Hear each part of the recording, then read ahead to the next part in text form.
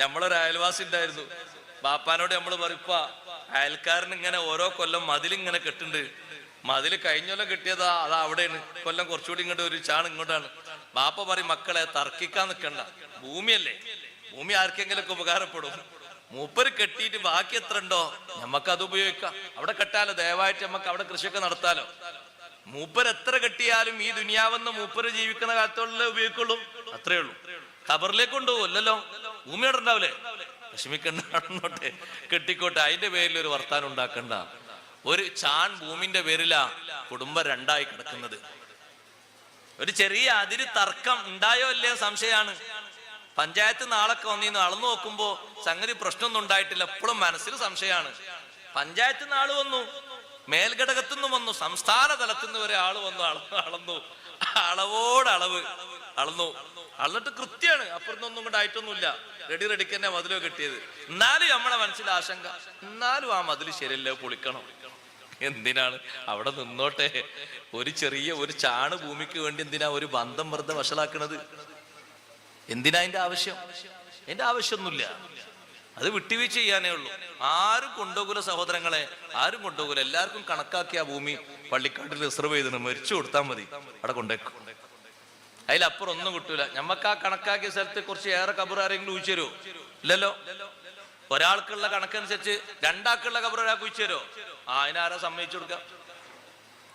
രണ്ടാളെ വീതിയിൽ അങ്ങോട്ടും ഇങ്ങോട്ടും ശരിക്കും ഇരിക്കാനും കിടക്കാനും ഉയരാനൊക്കെ പാകത്തിനൊരു വിശാലമായ കബർ രണ്ടാൾ കിടക്കാൻ പറ്റിയ മലം നടക്കാൻ പറ്റിയ കുഴിക്കോ? കുടിക്കൂല. ചെരിച്ചു വെക്കാൻ പറ്റിയ ഒരു സ്ഥലം, ഒന്ന് ചെരിഞ്ഞു കടന്നാൽ വലത്തെ ഭാഗത്തേക്ക് കടത്താൻ പറ്റിയ ഒരു സ്ഥലം, മലർന്നു കടന്നാൽ രണ്ട് കൈയും മേലെ വെച്ചാൽ തന്നെ ഇടുങ്ങിക്കിടക്കുന്ന ഒരു ചെറിയ കുഴി, അതല്ലേ നമുക്ക് കണക്കാക്കപ്പെട്ടത് ഈ ദുനിയാവിൽ. പിന്നെന്തിനാ ഇത്രയും തർക്കങ്ങളും പണക്കങ്ങളൊക്കെ? വിട്ടുവീഴ്ച ചെയ്തു കൊടുക്കുക. ഇനി അങ്ങനെ വല്ലതും സംഭവിച്ചോ, ഇനി അയാൾ തിരുത്തൂലെങ്കിൽ നമ്മൾ അയാളെ നന്നാക്കാനുള്ള മാർഗം മാപ്പ് ചെയ്തു കൊടുക്കാന്നാണ്. അങ്ങനെ എന്റെ മാർഗം, അതാ നല്ല മാർഗം. നമ്മളെ മൂത്താപ്പ മരിച്ചുപോയി, ഹജ്ജോ കഴിഞ്ഞു വന്നിട്ടാ മരിച്ചത്. നല്ല റായത്തില് ഹജ്ജിന് പോകാൻ കഴിയുമെന്നൊക്കെ ഞങ്ങൾ സംശയിച്ചിരുന്നു. കാൽമുട്ടിന് അത്രയും വലിയ വേദനയാണ്. പക്ഷെ മൂത്താപ്പ പറഞ്ഞു, ഹജ്ജിന് അവിടെ എത്തിയേക്കുമ്പോ വേദന ഒന്നും അറിഞ്ഞില്ല, ഞാൻ നടന്നിട്ട് തന്നെ ഒക്കെ ചെയ്തു പറഞ്ഞു. നമ്മൾ അതിശയിച്ചു പോയി. ഒരു കാലിങ്ങനെ പതുക്കെ ഇങ്ങനെ ബലം പിടിച്ചിട്ട് അവിടെ നിന്നൊക്കെ നടക്കല്. അവിടെ എത്തിയപ്പോ മുപ്പര് പറഞ്ഞു, ഞങ്ങൾ ഉഷാറായിട്ട് നടന്നു, വീൽ ചെയറൊന്നും വേണ്ടി എന്തില്ലായിരുന്നു. അള്ളാഹുത്താല മൗഫറത്തും റഹ്മത്തും ഏറ്റി കൊടുക്കട്ടെ. നമ്മളിൽ നിന്ന് മരിച്ച എല്ലാ മരിച്ചുപോയ ബന്ധുക്കൾക്കും അള്ളാഹു പുറത്തു കൊടുക്കട്ടെ. ഖബറിടം അള്ളാഹു സ്വർഗമായി കൊടുക്കട്ടെ. മരിക്കുന്നതിന് മുമ്പ് മൂത്താപ്പാനെ കാണാൻ വേണ്ടി നമ്മൾ ചെന്നു, ഞാനും ജ്യേഷ്ഠനൊക്കെ ചെന്നു. ബാപ്പ ഇല്ലെങ്കിൽ പിന്നെ ബാപ്പാന്റെ സ്ഥാനത്ത് എന്ത് ചോദിക്കാനും പറയാനൊക്കെ ഉള്ള മൂത്താപ്പല്ലേ. മൂത്താപ്പാനെ കാണാൻ വേണ്ടി ചെന്നു. വലിയ അസുഖമൊന്നുമില്ല, ചെറിയ വേദനകളൊക്കെ ഉള്ളു. മൂത്താപ്പാനോട് ചോദിച്ചു, മൂത്താപ്പ പഴയ കാലത്തെ കന്നച്ചവടക്കാരനാണ്, ചന്തയിൽ കന്നിറക്കിയിട്ട് അങ്ങനെ കച്ചവടം ചെയ്തു. അപ്പൊ മുത്താപ്പ ആർക്ക് എന്തെങ്കിലും കൊടുക്കാണ്ടോന്ന് ചോദിച്ചു. വെറുതെ ചോദിച്ചതാ.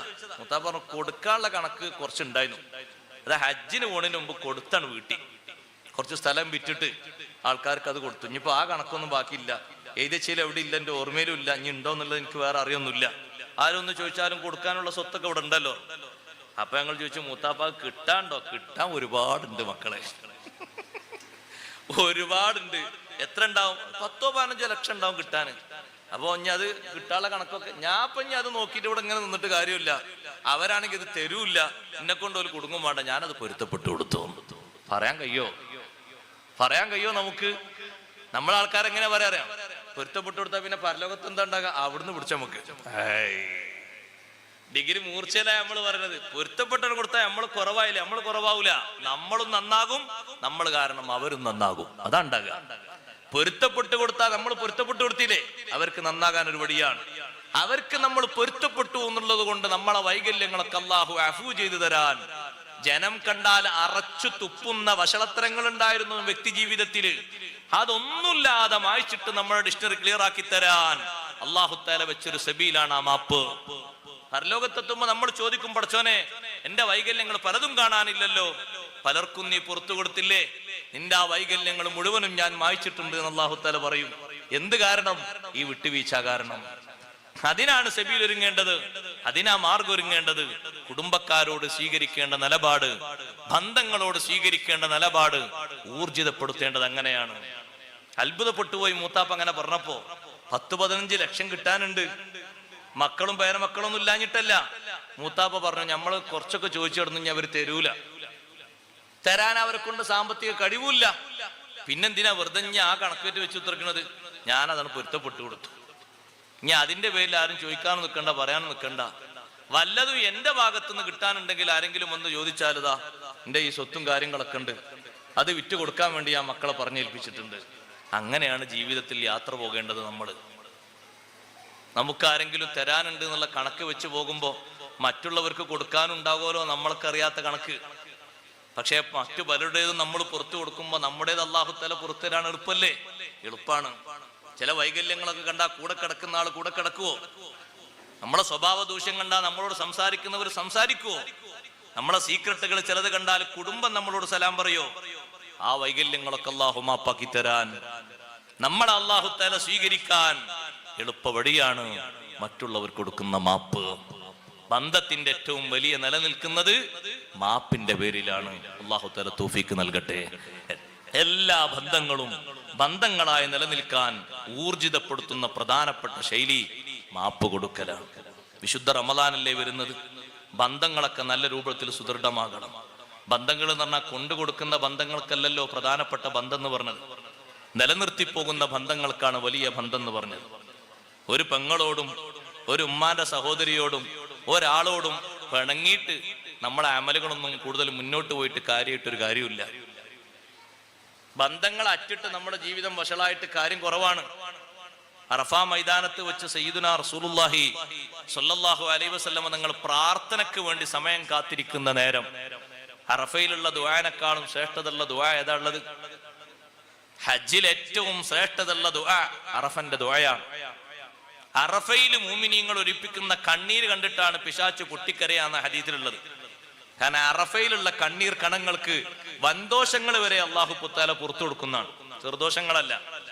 അറഫാ മൈതാനത്ത് വെച്ചുള്ള കണ്ണീരിന് അത്രയും വലിയ വിലയുണ്ട്. ജബലുർ റഹ്മയുടെ മുകളിൽ തങ്ങൾ ദ്വാരക്കാൻ വേണ്ടി ഇരുന്ന കല്ല് ഇന്നും അവിടെ ഉണ്ട്, ഇളകിയിട്ടില്ല. ആ കല്ലും പുറത്ത് ഇരിക്കാനാണ് ആളുകൾക്കൊക്കെ തിക്കും തിരക്കും ഉണ്ടാകുക. അവിടെ ദ്വാരക്കാൻ വേണ്ടി തങ്ങൾ സമയം കാത്തിരിക്കുമ്പോ മുന്നിൽ 100,000-ലധികം വരുന്ന സ്വഹാബത്ത്, പാരാവാരം കണക്കെ പരന്നിരിക്കുന്ന സ്വഹാബത്തിനോട് തങ്ങൾ ചോദിച്ചു, നിങ്ങളെ കൂട്ടത്തിൽ ഏതെങ്കിലും ഒരാള് ബന്ധം വിച്ഛേദിച്ച് നിൽക്കുന്നവരുണ്ടെങ്കിൽ, കുടുംബ ബന്ധം മുറിച്ചവരുണ്ടെങ്കിൽ ഈ സദസ്സിൽ നിന്ന് എഴുന്നേറ്റ് പോകണം. കുടുംബ ബന്ധങ്ങളിലൊക്കെ കുടുംബ മീറ്റിങ്ങുകളിലൊക്കെ നമുക്ക് പറയാൻ പറ്റൂ ഈ ഹദീസ്. പക്ഷെ അങ്ങനെ തുടക്കത്തിൽ തന്നെ പറഞ്ഞാൽ കസേരയോട് പ്രസംഗിക്കേണ്ടി വരുമെന്നൊരു പേടി തോന്നുക എനിക്ക്. കുടുംബ ബന്ധങ്ങളിൽ ഏതെങ്കിലും ആളോട് വിള്ളൽ നിൽക്കുന്നുണ്ടെങ്കിൽ എഴുന്നേറ്റ് പോകണം എന്ന് സ്വഹാബത്തിനോട് തങ്ങൾ പറഞ്ഞു. ഈ അഭ്യർത്ഥന മാനിച്ചുകൊണ്ട് കേൾക്കാതെ ആരെങ്കിലും ഇരിക്കോ? സദസ്സിൽ നിന്ന് ഒരാൾ മാത്രം എഴുന്നേറ്റുപോയി, ഒരു സ്വഹാബി. തങ്ങൾ എന്തെങ്കിലും ഒന്ന് പറഞ്ഞാൽ ജഡുതിയിൽ നിർവഹിക്കുന്നവരാണ് സ്വഹാബിമാർ. അവർക്ക് കുടുംബം തടസ്സമല്ല, സമ്പത്ത് പ്രശ്നമല്ല, ആരോഗ്യം അവർ നോക്കൂല. തങ്ങളൊരു കാര്യം പറഞ്ഞോ, ഇദാ അമറഹും ബി അംരിൻ ഇബ്തദറു ഇലൈഹി. സ്വഹാബത്തിന്റെ സ്വഭാവം തങ്ങൾ വിശദീകരിച്ചു. ഇമാം ബുഖാരി തങ്ങൾ സ്വഹീഹിൽ കൊണ്ടുവന്നു. എന്തൊരു കാര്യം പറഞ്ഞാലും പെട്ടെന്ന് അത് നിർവഹിക്കും, അമാന്തിച്ചു നിൽക്കൂല, പെട്ടെന്ന് തന്നെ ചെയ്യും. കാരണം ഉത്തരവ് വരുന്നത് തങ്ങളെ ഉത്തരവാണ്. അത് വേറെ ആരും ഉത്തരവ് പോലല്ല അവർ കാണുക. അത്രയും പെട്ടെന്ന് ഒരു സ്വഹാബി മാത്രം എണീറ്റ് പോയി, വേറെ ആരും പോയില്ല. തങ്ങൾ ദ്വാരനില ദ്വാരക്കാൻ വേണ്ടി ഇങ്ങനെ സമയം കാത്തു നിന്നു. ആ സ്വഹാബി വരുന്നവരെ കാത്തു നിന്നു. അറഫാ മൈതാനത്തെ സ്വഹാബത്തൊക്കെ ഇരിക്കാണ്. തങ്ങൾ ജബലുർ റഹ്മയുടെ മുകളിലുണ്ട്, താഴെ ഭാഗത്തൊക്കെ ആളുകളുണ്ട്. തങ്ങളെ ഹജ്ജിന് പോകാന്ന് കേട്ടിട്ട് യമനെന്നും ഷാമെന്നൊക്കെ സ്വഹാബത്ത് വാഹനം എടുത്ത് മക്കയിലേക്ക് എത്തിയിട്ടുണ്ട്. തങ്ങളെ കൂടെ ഒരു ഹജ്ജല്ലേ, അത്രമാത്രം ഷറഫാക്കപ്പെട്ടൊന്നും വേറല്ലല്ലോ. ഇക്കൊല്ല ഹജ്ജിന് ഉംറക്ക് ഉദ്ദേശിച്ച ആളുകളുണ്ട്. അള്ളാഹു തൗഫീഖ് ഏറ്റി കൊടുക്കട്ടെ, അസ്ബാബുകളൊക്കെ അള്ളാഹു എളുപ്പമാക്കി കൊടുക്കട്ടെ. ആഫിയത്തുള്ള കാലത്ത് തന്നെ നമുക്കെല്ലാവർക്കും, നമ്മുടെ കുടുംബാംഗങ്ങൾക്കും നമ്മോട് ഉപദേശിച്ചവർക്കും ഒക്കെ അള്ളാഹു തആല തൗഫീഖ് തരട്ടെ. സഹോദരങ്ങളെ, ആ സ്വഹാബി ഇങ്ങനെ പതുക്കെ തിരിച്ചു വന്നു. സദസ്സിലേക്ക് എത്തിയപ്പോ തങ്ങൾ വിളിച്ചു, അടുത്തേക്ക് വിളിച്ചു. ആ സ്വഹാബത്തിന്റെ കൂട്ടത്തിലായിട്ട് ഇങ്ങനെ അടുത്തേക്ക് ഇങ്ങനെ വരികയാണ്. ഒരു സ്വഹാബി മാത്രമേ ഉള്ളൂ കേട്ടോ, വേറെ ആരും എണീറ്റ് പോയിട്ടില്ല. അടുത്തേക്ക് വരിക. അടുത്തേക്ക് വന്നപ്പോ തങ്ങൾ ചോദിച്ചു, അല്ല നിങ്ങൾ മാത്രം എന്തേ പോയത്? വേറെ ആരും പോയില്ലല്ലോ, ഈ ഇരിക്കുന്ന സ്വഹാബത്തിൽ ആരും എഴുന്നേറ്റില്ലല്ലോ, നിങ്ങൾ മാത്രാണല്ലോ എഴുന്നേറ്റത്. ആ സ്വഹാബി പറഞ്ഞു, അല്ലാഹുവിന്റെ റസൂലേ, എന്റെ ഉമ്മാന്റെ സഹോദരിയുടെ വീട് ഇവിടെ മിനയിലാണ്, അടുത്തന്നെയാണ്, കുറച്ചങ്ങോട്ട് നടക്കാനേ ഉള്ളൂ, മിനയിലാണ്. ഞാനും ഉമ്മാന്റെ സഹോദരിയും തമ്മിൽ ചെറിയൊരു കശപിശുണ്ടായിരുന്നു, ബന്ധത്തിനൊരു കുറവുണ്ടായിരുന്നു. തങ്ങൾ അങ്ങനെ പറഞ്ഞപ്പോ എന്റെ മനസ്സിലേക്ക് ആദ്യം വന്നത് ആ ചിത്രമാണ്. അത് നന്നാക്കണം എന്ന് കരുതിയിട്ടാണ് ഞാൻ പെട്ടെന്ന് പോയത്. ഞാൻ ആ വീട്ടിൽ കയറുമ്പോ തന്നെ ഉമ്മാന്റെ സഹോദരി പറഞ്ഞു, ഇത് നിന്റെ പതിവല്ലല്ലോ, കുറെ ദിവസമായാലും ഇങ്ങോട്ട് വന്നിട്ട് ചെറിയ പ്രശ്നമൊക്കെ ആയിട്ട് ഇങ്ങനെ നിൽക്കല്ലേന്നോ, എന്താ ഇപ്പൊ ഒരു അസമയത്തുള്ള വരവ്? ഞാൻ പറഞ്ഞു, ഞാൻ അറഫാ മൈതാനത്ത് നിന്നാ വരുന്നത്, ദ്വാരക്കാൻ വേണ്ടി നിബിധങ്ങൾ സമയം കാത്തു കഴിയാണ്. ബന്ധം മുറിച്ചവരാരെങ്കിലും ഉണ്ടെങ്കിൽ പോകണം. ബന്ധം മുറിച്ച ആൾക്കാർ വളരെ മോശപ്പെട്ടാലോ കേട്ടോ. 3 വട്ടം ഖുർആൻ പോലെ ലാനത്ത് ചെയ്തത്. എത്ര വട്ടം? 3 വട്ടം. ഖുർആൻ ശപിച്ച 3 വട്ടം ശപിച്ച കൂട്ടരാണ് ബന്ധവിച്ഛേദനം നടത്തിയവര്. ഞാൻ ആയത്തും തഫ്സീറും ഓതി നീട്ടി പറയാൻ നേരമില്ലാത്തതുകൊണ്ടാണ്. 3 വട്ടമുള്ള ലാനത്ത് ചെയ്ത കൂട്ടരാണ്. ഇത്ര മോശപ്പെട്ട ആൾക്കാർ വേറല്ല. മുറിച്ചേക്കേണ്ട റമദാനാ വരുന്നത്.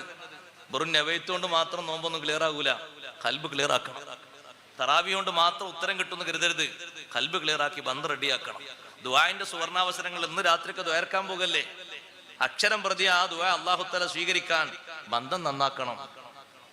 ലൈലത്തുൽ ഖദ്റൊക്കെ അനുകൂലമായി കിട്ടണ്ടേ, ബന്ധം നന്നാക്കണം. നമ്മളോട് ഓരോരുത്തരോടാണ് വയസ്സ് 90 ആയി എന്ന് കരുതിയിട്ടൊന്നും അല്ലാഹു തആല അഫ്വ ചെയ്യൂല. എല്ലാ താടിയും തൊപ്പറയും ഒക്കെ നരച്ചല്ലോ, ഇനി ഒന്ന് പൊരുത്തു കൊടുക്കല്ല. അയാളെ കൽബ് നരച്ചിട്ടില്ലല്ലോ, കൽബ് ഇപ്പോഴും യൗവന, കൽബ് ഇപ്പോഴും വികൃതി മാറിയിട്ടില്ല. ആ കൽബൊന്ന് ക്ലിയർ ആക്കണ്ടേ, എന്നാ പെട്ടെന്നല്ലേ അല്ലാഹു തആല സാധ്യമാക്കി തരുന്നത്. എല്ലാ ഹജ്ജും ഉണ്ട്, ഇത്തികാഫും ഉണ്ട്, നിസ്കാരം ഉണ്ട്, നോമ്പും ഉണ്ട്, തയമ്പും ഉണ്ട്, ഒക്കെ ഉണ്ട്. പക്ഷെ ബന്ധം വളരെ മോശം. എന്നാ ആള് മോശം തന്നെ, പറയാനൊന്നുമില്ല കാര്യമായിട്ട്. ബന്ധനായിക്കൂടാ ഒരു ബന്ധവും. അപാകത നമ്മളെ ഭാഗത്തു നിന്നാണെങ്കിലും മറുഭാഗത്തു നിന്നാണെങ്കിലും ഒന്ന് തിരുത്താനുള്ള മനസ്സ്, ആ മനസ്സിനാണ് ഏറ്റവും വലിയ നല്ല മനസ്ഥിതി. ആ സ്വഹാബിനോട് പറഞ്ഞപ്പോ, ഇത് പതിവുള്ള വരവല്ലല്ലോ, ഞാനിങ്ങനെ ദുആക്ക് തങ്ങൾ നിൽക്കുമ്പോ എഴുന്നേറ്റ് പോകാൻ പറഞ്ഞപ്പോ വന്നതാണ്, നിങ്ങൾ പൊരുത്തപ്പെട്ടിരണം. നബിയെ, ഞാൻ എന്റെ ഉമ്മാന്റെ സഹോദരിയെ കൈപിടിച്ചു. കൈപിടിച്ച ഒന്നുമുറിയോ? ഒന്നുമുറിയില്ല, ഒന്നുമുറിയാത്ത വന്നല്ലേ. കൈപിടിച്ചു, മാപ്പ് ചോദിച്ചു, മാപ്പ് എനിക്കവര് തന്നു. ഞാൻ അങ്ങോട്ടും മാപ്പ് കൊടുത്തു, എനിക്കവര് ദ്വാരം തന്നു, ഞാൻ അങ്ങോട്ടും ദ്വാരം കൊടുത്തു. സലാം പറഞ്ഞു പോന്നു. തങ്ങൾ അപ്പോഴാണൊന്ന് ചിരിച്ചത്, സന്തോഷത്തിന്റെ ഒരു ചിരി.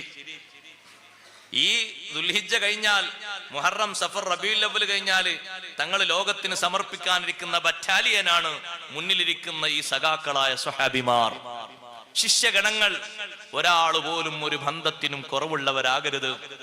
എല്ലാവരും 100% ബന്ധത്തിൽ മികവുള്ള ആളുകളാകണം, ലോകത്തെ നയിക്കുന്ന നായകന്മാർ. അതിനാ തങ്ങൾ ഈ ഭാഗം പൂരിപ്പിക്കുന്നത്. ഒന്നുകൂടി ചേർക്കാനുണ്ടായിരുന്നു, അതാണ് ഈ പൂരിപ്പിച്ചത്. തങ്ങൾ പറഞ്ഞു, നിങ്ങൾ ഏതായാലും പോയി പൊരുത്തപ്പെടിച്ചു വന്നല്ലോ, എല്ലാരോടും കൂടി ഒരു കാര്യം പറയട്ടെ. അലാ ഇന്ന മലായികത്തർ റഹ്മ, ഇന്ന മലായികത്തർ റഹ്മ, അല്ലാഹുവിന്റെ റഹ്മത്തിന്റെ മാലാകമാർ, ലാ തൻസിലു അലാ ഖൗമിൻ ഫീഹിം ഖാതിഉ റഹ്മ, ഒരു ബന്ധം മുറിച്ച ആളുള്ള സദസ്സില് അല്ലാഹുവിന്റെ റഹ്മത്തിന്റെ മലക്കിറങ്ങൂല. ഒറ്റ ആള് മതി. ഇബ്നു ഉമർ റളിയല്ലാഹു അൻഹു ഏത് സദസ്സ് സംഘടിപ്പിച്ചാലും ആദ്യം ചെയ്യുന്ന അനൗൺസ്മെന്റ് എന്താണെന്നറിയോ? നിസ്കരിക്കാത്തോ എണീറ്റ് പോകണമെന്നല്ല, ബന്ധം മുറിച്ചോണ്ടെങ്കിൽ എണീറ്റ് പോകണമെന്നാണ്. ഇബ്നു ഉമർ തങ്ങൾ ഏത് സദസ്സ് സംഘടിപ്പിച്ചാലും എത്ര ആള് വാതേക്കാൻ വന്നാലും ആദ്യം പറഞ്ഞ ഉപദേശതാ, ബന്ധം മുറിച്ചോലുണ്ടെങ്കിൽ പതുക്കെ എണീറ്റ് പോകണട്ടോ. അവിടെ ദ്വാരനാലൊക്കെ വെറുതെയാണ്, നമ്മളാ കൊല്ലി കേടാകാതല്ല, കാര്യമായിട്ടൊന്നും കിട്ടൂല. റഹ്മത്തിന്റെ മലക്കൾ തന്നെ ഇറങ്ങാൻ സാധ്യതല്ല. അത്രയും മോശപ്പെട്ട സദസ്സാണ്. ഒരാളുണ്ടായാൽ മതി ബന്ധവിച്ഛേദി. നമ്മളെ ജുമയും ജമാഅത്തൊക്കെ ക്ലിയർ ആണോ? എല്ലാവരും റെഡിയാണോ? നഷ്ടമായി തോന്നുന്നുണ്ടോ? പടച്ചോനെ, മറ്റാളുണ്ടായിരുന്നല്ലോ, ഇയാളുണ്ടായിരുന്നല്ലോ, അയാളുണ്ടായിരുന്നല്ലോ, ആരും ഇല്ലെങ്കിൽ ഞാൻ ഉണ്ടായിരുന്നല്ലോ, ഇങ്ങനെ ചിത്രം. റഹ്മത്തിന്റെ മലക്കിറങ്ങൂല. ഇന്ന മലായികത്തി റഹ്മ ലാ തൻസിലു അലാ ഖൗമിൻ ഫീഹിം ഖാതിഉ റഹിം. ബന്ധവിച്ഛേദി ഒരു മെമ്പർ ഉള്ള സദസ്സില്, ഒറ്റ ആളുള്ള സദസ്സില് റഹ്മത്തിന്റെ മലക്കിറങ്ങൂലാന്ന് അറഫാ മൈതാനത്ത് വെച്ച് ആ സ്വഹാബിദ് പറഞ്ഞപ്പോ സദസ്യരോട്, ലോകത്തോട് തങ്ങൾ പറഞ്ഞു. നമ്മൾ മാനിക്കേണ്ട മാനം അതാണ്. ബന്ധങ്ങൾ സുദൃഢമായി നിലനിർത്തണം. ആയുസ് അല്ലാഹു തആല കൂട്ടിത്തരും. റിസ്ഖിൽ അല്ലാഹു തആല വിശാല തരും. റിസ്ഖിൽ വിശാലത ഉണ്ടാകാനല്ലേ യാസീനൊക്കെ ഓതുന്നത്? ഇന്ന് ബറാത്തിരാവല്ലേ, അതിനേക്കാളും വിശാലത കിട്ടും, ആയുസ് നീട്ടിക്കിട്ടും. ദാവൂദ് നബി അലൈഹിസ്സലാമിനെ കാണാൻ വേണ്ടി അസ്രായിൽ വന്നപ്പോ വിസിറ്റിന് വന്നതാണ്, റൂഹ് പിടിക്കാനല്ല. അസ്രായിൽ ഇങ്ങനെ സംസാരിച്ചുകൊണ്ടിരിക്കുമ്പോ മുന്നിലൂടെ ഒരാൾ ഇങ്ങനെ പോയപ്പോ അസ്രായിൽ അലൈഹിസ്സലാം പറഞ്ഞു, ദാവൂദ് നബിയെ, ആ പോകുന്ന ആളില്ലേ, അയാൾക്ക് 6 ദിവസം കൂടിയ ദുന്യാവിൽ ആയുസ് ബാക്കിയുള്ളൂ. മുപ്പരുത്തതിന്റെ ചിത്രം ഉണ്ടല്ലോ. അതിന്റെ എല്ലാ കാറ്റലോഗും ഉണ്ടല്ലോ, ആരെ പിടിക്കണം, ഏത് സമയത്ത് പിടിക്കണം. അസ്രായേൽ പറഞ്ഞു ആ പോണ ആ 6 ദിവസം കൂടി ദുന്യാവിലുള്ളൂ. ദാവൂദ് നബി അലൈഹി സ്വലാം 2, 3, 4 കൊല്ലം കഴിഞ്ഞിട്ട് ഈ മനുഷ്യനെ കണ്ടപ്പോ ദാവൂദ് നബി ചിന്തിച്ചു, പടച്ചോനെ ഇയാളെ പറ്റിയല്ലേ എന്ന് 6 ദിവസം ഉള്ളൂ എന്ന് പറഞ്ഞ്, ഇയാൾ ഇപ്പോഴും ജീവിച്ചിരിക്കണ്ടല്ലോ, മരിച്ചിട്ട് പിന്നെയും ജീവിച്ചോ? അസ്രായേൽ അലൈഹി സ്വലാം പിന്നൊരിക്ക വന്നപ്പോ ചോദിച്ചാൽ നിങ്ങൾ 6 ദിവസം ഉള്ളൂ എന്ന് പറഞ്ഞാൽ ഇപ്പോഴും ഹയാത്തിലുണ്ടല്ലോ, അത് നിങ്ങൾ കേൾക്കണോ? നേരെ പിറ്റേന്ന് അയാൾ ചേർക്കപ്പെടാത്തൊരു ബന്ധം ഉണ്ടായിരുന്നു, മുറിഞ്ഞു കിടക്കുന്ന ഒരു ബന്ധം. ആ ബന്ധം ചേർത്തിട്ട് ബന്ധം ഉഷാറായപ്പോ അല്ലാഹു തആല ഒരു 20 കൊല്ലത്തെ ആയുസ്സും കൂടി നീട്ടിക്കൊടുത്തിട്ടുണ്ട്. 1 കൊല്ലല്ല, 20 കൊല്ലത്തെ ആയുസ് കൂടി അല്ലാഹു തആല നീട്ടിക്കൊടുത്തിട്ടുണ്ട്. ഇനി ബാക്കിയുള്ള കൊല്ലം കൂടി കഴിഞ്ഞിട്ട് ആള് മരിക്കുള്ളൂ. ആയുസ് നീളാനൊക്കെ എന്തും ചെയ്യൂല, നമ്മൾ എന്തും ചെയ്യും. നിങ്ങൾ ഏതെങ്കിലും ചികിത്സക്കാരത്ത് പോയൊക്കെ നിങ്ങൾക്ക് ആയുസ് 25 കൊല്ലം നീട്ടിക്കിട്ടും. ഒരു 10,000 രൂപ സംഭാവന എന്ന് പറഞ്ഞാൽ എണ്ണി കൊടുക്കൂല അവിടെ, ഒരു മിനിറ്റ് താമസിക്കാതെ. ഒരു ചെലവുമില്ല, ഒറ്റ കാര്യമുള്ളൂ, സിലത്തുർ റഹിം, കുടുംബ ബന്ധം ചേർക്കുന്നത് ദുന്യാവിലും ആഖിറത്തിലും സമൃദ്ധി ലഭിക്കുന്ന കാര്യമാണ്. അർശിന്റെ തണൽ കൊള്ളുന്ന 77 വിഭാഗങ്ങളിൽ എണ്ണപ്പെട്ടൊരു വിഭാഗമാണ് വാസിലുർ റഹിം. കുടുംബ ബന്ധം ചേർത്ത ആൾക്ക് അർശിന്റെ തണലുണ്ടെന്ന് സയ്യിദുനാ റസൂലുള്ളാഹി സ്വല്ലല്ലാഹു അലൈഹി വസല്ലം. കുടുംബ ബന്ധം മാത്രമല്ല കേട്ടോ ആ ആയത്തിൽ എണ്ണിയത്, വൽ യതാമ അനാഥകൾ, വൽ മസാക്കീൻ മിസ്കീന്മാർ, വൽ ജാരിദിൽ ഖുർബ വിശദമായി പറയാൻ നേരല്ല, അടുത്ത അയൽവാസികൾ, വൽ ജാരിൽ ജുനുബി അകന്ന അയൽവാസികൾ. രണ്ടുമുണ്ട്, 2 തരത്തിലെ അയൽവാസികളുണ്ട്. അടുത്ത അയൽവാസികൾ എന്ന് പറഞ്ഞാൽ തെക്ക്, വടക്ക്, കിഴക്ക്, പടിഞ്ഞാറ് 40 വീട്, അതാണ് അടുത്ത അയൽവാസികൾ. അതിന്റെ അപ്പുറമുള്ളത് അകന്ന അയൽവാസികൾ. വസ്വാഹിബി ബിൽ ജംബ്, കൂട്ടത്തിൽ ഒപ്പം പഠിച്ച ആള്, ഒപ്പം തൊഴിലെടുത്ത ആള്, ഒപ്പം യാത്ര ചെയ്ത ആള്, ഒപ്പം ഒരു സമയത്ത് ഹോസ്പിറ്റലിൽ ഇങ്ങനെ താമസിച്ച് ബന്ധം പുലർത്തി, ഏതെങ്കിലും ഒരു നിലക്ക് ബന്ധം വന്ന ആള് സ്വാഹിബി ബിൽ ജംബ്. വബിനി സബീൽ, കൂടെ യാത്ര ചെയ്യുന്ന യാത്രക്കാര്, വമാ മലക്കത്ത് ഐമാനുക്കും, കീഴിലുള്ള തൊഴിലാളികൾ, ജീവനക്കാര്, ബാക്കിയുള്ള ആൾക്കാര്, ഇവർക്കൊക്കെ സേവനം ചെയ്യണം, ഇവർക്കൊക്കെ ഗുണം ചെയ്യണം. അപ്പോഴേ ഇബാദത്ത് താമാകുള്ളൂ, പൂർണ്ണാകുള്ളൂ, നമ്മളെ ബന്ധമായി നിലനിൽക്കുകയുള്ളൂ. അല്ലാഹു തആല തൗഫീഖ് നൽകട്ടെ. നമ്മുടെ ഈ സദസ്സ് അല്ലാഹു തആല ഖബൂലാക്കി തരട്ടെ. എൻ്റെ സമയം വളരെ പരിമിതമാണ്. അവിടെ ഒരു പരിപാടിക്ക് കൂടി മുഖം കാണിക്കേണ്ടതുണ്ട്, അതുകൊണ്ട് ഞാൻ നിർത്തുകയാണ്. നിങ്ങളെ ഈ സദസ്സ് കണ്ട് നിർത്തിയതല്ല, അവിടെ ഒരു പരിപാടി കൂടി ചെറിയൊരു നിലക്കെങ്കിലും ഓൽക്കൊരു സന്തോഷം വേണ്ടേ, ഒന്ന് മുഖം കാണിക്കണം. അതൊരു പുരയുള്ള പരിപാടിയാണ്. അള്ളാഹു നമ്മുടെ ഈ സദസ്സ് സ്വീകരിക്കുമാറാകട്ടെ. നിർത്തല്ലേ ഞാനോ? അല്ലാഹ്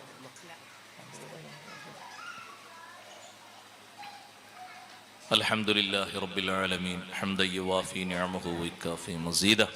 اللهم صل وسلم على رسولك سيدنا محمد وعلى آل سيدنا مولانا محمد.